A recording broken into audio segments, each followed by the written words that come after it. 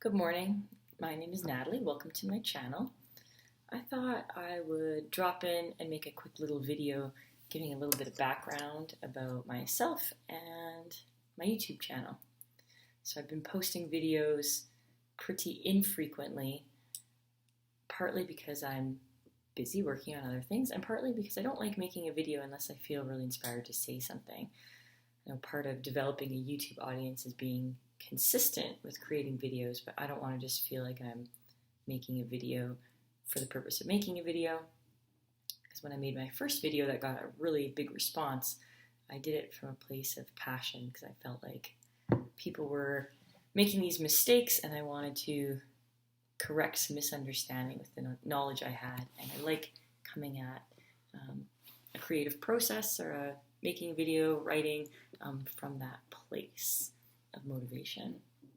So my main gig though is studying human evolution. I have a background in psychology and biology. So I did an undergraduate degree in honors psychology at the University of Alberta, and there I was pretty interested in studying sex differences in some traits such as aggressiveness. So how might men and women report different kinds of aggressive strategies and what some of the evolutionary history might be there.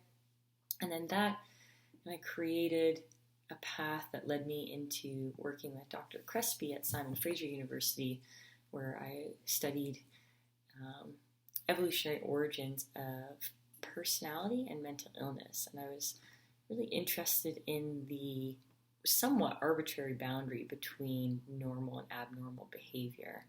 So of course in psychology and psychiatry there's specific categories, like this is a mental illness, and if you have these symptoms you can be diagnosed with this mental illness.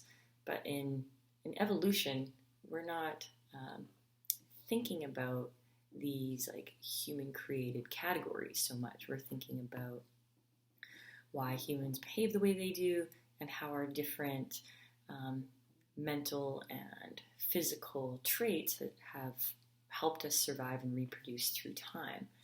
And selection for different kinds of traits can create vulnerabilities in our species to different kinds of mental and physical disease. And that's really where my research interests have kind of spiraled into. So I guess one of my subfields would be evolutionary medicine, which is applying evolutionary theory to understanding human health and disease.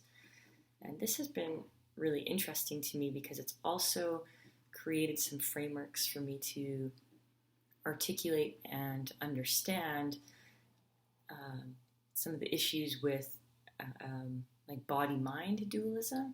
Because I've always felt like it's a bit strange where we talk about psychology and psychiatry and like brain diseases or mental illnesses, and then we might talk about physical diseases as a separate thing, but that really is a human construct, like thinking about the physical and the mental as two separate entities. And some of my more recent research has really taken me down interesting paths of how these things go together. So for example, I worked on a paper a couple years ago before I went on maternity leave about how the oxytocin system jointly shapes mental and physical traits, and how it might contribute to the relationship between bipolar disorder and endometriosis. And those two conditions seem to co-occur together higher than we would expect by chance in women. So, and some of my recent research has been continuing on this thread of trying to understand what causes endometriosis. And if you don't know, endometriosis is a condition that affects up to 10% of women, and it involves severe chronic pelvic pain. And this pelvic pain comes from displaced tissue of the uterus, that it exits the boundary of the uterus, and it can become inflamed, and it can actually implant and grow in different parts of the body, say like on the ovary or on the colon. And this can create a lot of scar tissue, The tissue will build up and shed as the endometrial tissue does, and these women can experience really severe bleeding, menstrual cramping, scar tissue inflammation, immune system activation, and as well as problems with conceiving and fertility. So it's a really debilitating condition for some women, and it may be getting more common because there's certainly a lot of environmental factors such as high levels of estrogens or phytoestrogens in our diet and things. But in my work, because I study human evolution, we've been exploring the question of what is it about reproduction in women that creates vulnerability to a disease like endometriosis. So stay tuned for some videos on that topic. That project I'm going to be submitting pretty soon, and I can't talk about the details until it's a little further along in the process. But there was recently some endometriosis research in the news because a paper that was published 7 years ago was retracted, and this paper reported that women with severe endometriosis were rated as more physically attractive than women with mild endometriosis or women without endometriosis. And maybe unsurprisingly so, a lot of women found this paper really offensive because, why are you studying how hot a woman with this disease is instead of studying the cure for the disease? And I've actually incorporated that paper into one of my recent research projects, and I'm hoping I can shed some light on how some surprising scientific avenues can reveal clues about the etiology of a disease. Especially in evolution, we look at a lot of different clues when we're trying to figure out why people are at risk for different kinds of diseases. And part of that is looking at patterns of how different kinds of traits cluster together. So how different traits cluster together can reveal how adaptations might become dysregulated. So yeah, that's one project. And the other project that it's been kind of in the background, I've been working on this research project about relationships between the processes involved in sexual arousal and childbirth. And of course, those things overlap because they use the same anatomy and depend on a lot of the same hormones. And I was going to publish a video on that, but I'm just feeling like that project needs to be revised in a big way. So that's why that video never went up, but stay tuned for that. Hopefully as I get clear on what direction I want to take that project, I can make a video about it. But I've been studying and following the literature on the evolution of the female orgasm for quite some time. And it's a really interesting kind of area of evolutionary biology and psychology.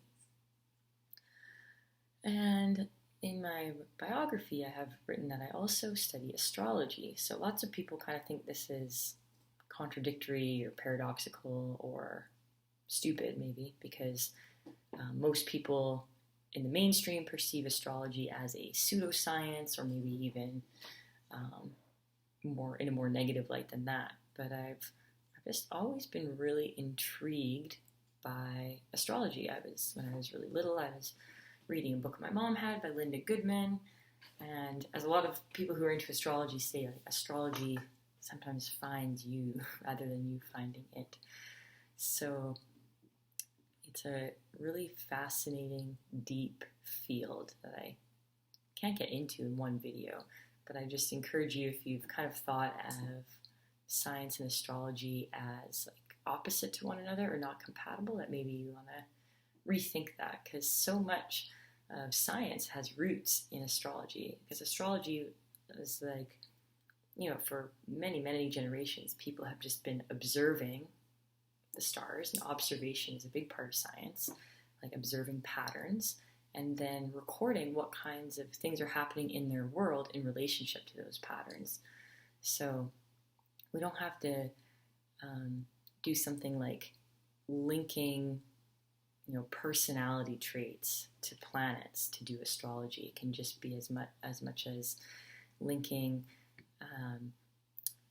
cycles of time that are marked by planets. So the ancients have been tracking the cycle of Venus, for example, for a long time, and it has a very like symmetrical or rhythmic cycle where you can predict where Venus is going to be at different times of the year.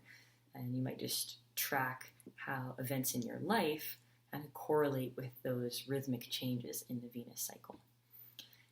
And one day I would love to bridge the two worlds a little bit more, like how how the human body it has these cycles contained within it. Like we know individual cells have clocks; they respond and choreograph these circadian rhythms, in response to the dark light cycles of the sun. And I suspect that there's much more subtle cycles going on in the body that have some planetary or cosmic correlates.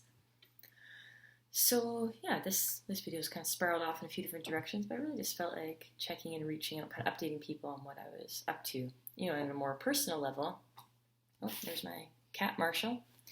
But yeah, I have a toddler who is amazing.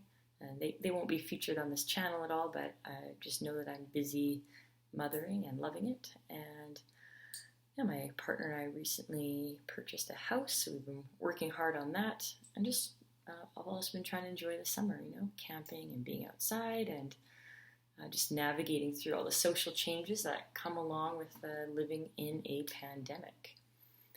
And yeah, I'd love to continue staying in touch with any viewers. You can always comment if you have any questions or kind of interesting thoughts to share.